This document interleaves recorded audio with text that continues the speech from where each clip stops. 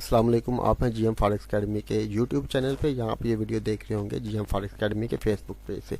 जैसा कि आज की पोस्ट में मैंने बताया कि आज के दिन हमने करेंसीज को जो है वो वाइड किया, क्योंकि करेंसीज में जो ऑर्डर्स चाहे पॉजिटिव हुए चाहे नेगेटिव हुए, वो अच्छी पावर के साथ जो है वो उन्होंने अच्छी पावर जो है वो हमें शो ऑफ नहीं की, जिसकी वजह से आज के दिन में हम करेंसीज को जो है वो ट्रेड नहीं किया हमने। दूसरी वजह ये थी करेंसीज को आज के दिन में टच ना करने की। करेंसीज हमारे किसी भी स्पेसिफिक लेवल के ऊपर नहीं थी जहां से हम उनको बाई या सेल साइड पर ट्रेड कर सकते हैं अकॉर्डिंग टू डिजिट्स के। तो आइए चलते हैं सबसे पहले कि हम इस चीज़ को देखते हैं कि आज के दिन में किस करेंसीज को हमने किस साइड पर जो है वो प्रेडिक्ट किया था।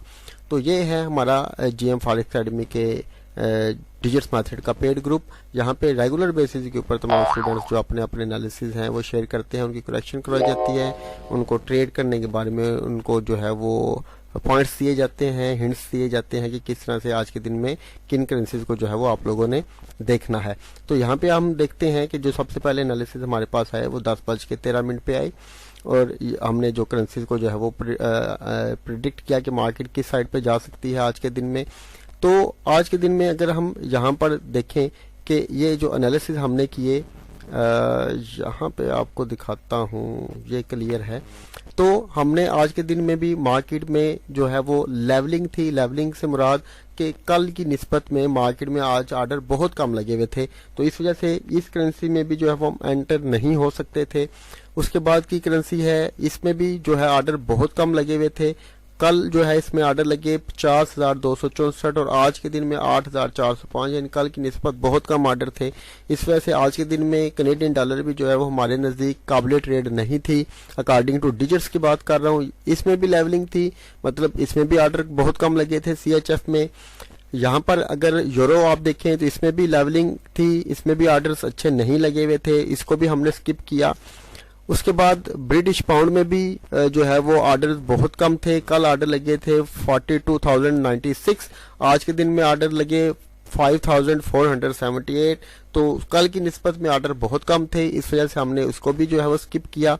गोल्ड में हम बाय साइड पर थे, मगर मेरे रूल्स चूंकि ऊपर लेवल था, उस लेवल से रिजेक्शन की पॉसिबिलिटीज थी, तो इस वजह से मैंने आज के दिन में इसको बाय साइड पर ट्रेड नहीं किया। बहुत सारे स्टूडेंट्स ने इसको बाय साइड पर ट्रेड किया, मगर हम थे आज के दिन बुलिश और अल्हम्दुलिल्लाह जो है वो गया भी बुलिश। मगर मैं इसको जो है इस लेवल से सेल साइड पर प्रेडिक्ट कर रहा था, मगर बच्चों ने इसको बाय साइड पर प्रेडिक्ट किया, उनकी माशाल्लाह प्रेडिक्शन बहुत अच्छी रही आज के दिन में, और जो गोल्ड है वो गया भी बाय साइड के ऊपर, मगर मैंने इसको जो है वो आज के दिन में ट्रेड नहीं किया। सेम एज JPY में भी कल की निस्बत बहुत कम ऑर्डर थे, इस वजह से हम इसमें भी जो है वो डायरेक्शनल नहीं थे। NZD में भी सेम वही मामला था, लेवलिंग थी, हम इसमें भी जो है वो किसी खास डायरेक्शन में नहीं थे।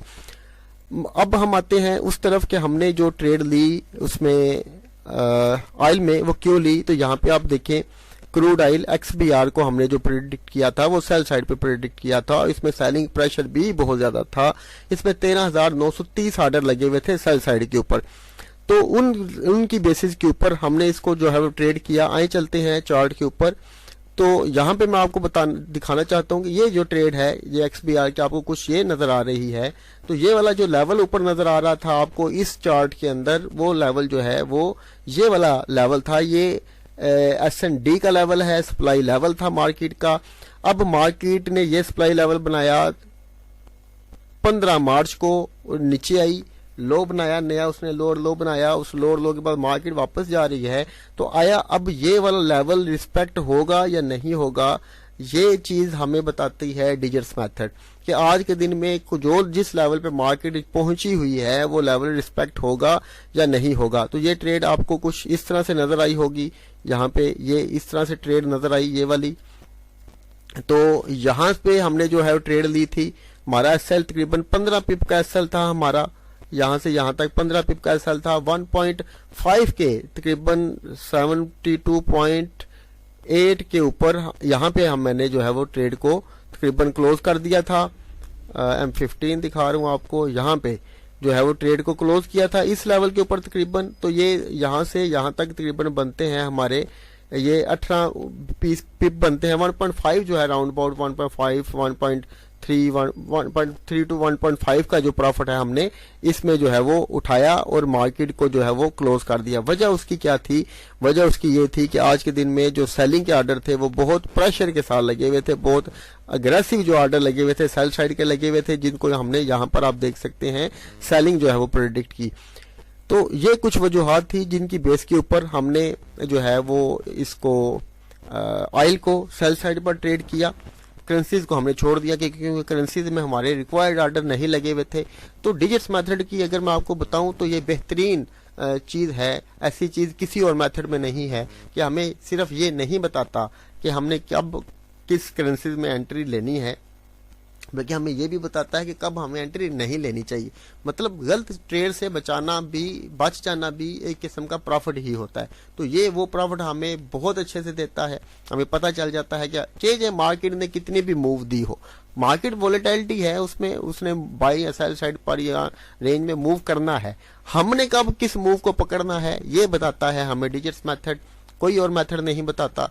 उम्मीद करता हूँ आपको इस चीज़ की समझ आई होगी। बहुत शुक्रिया। अल्लाह हाफिज।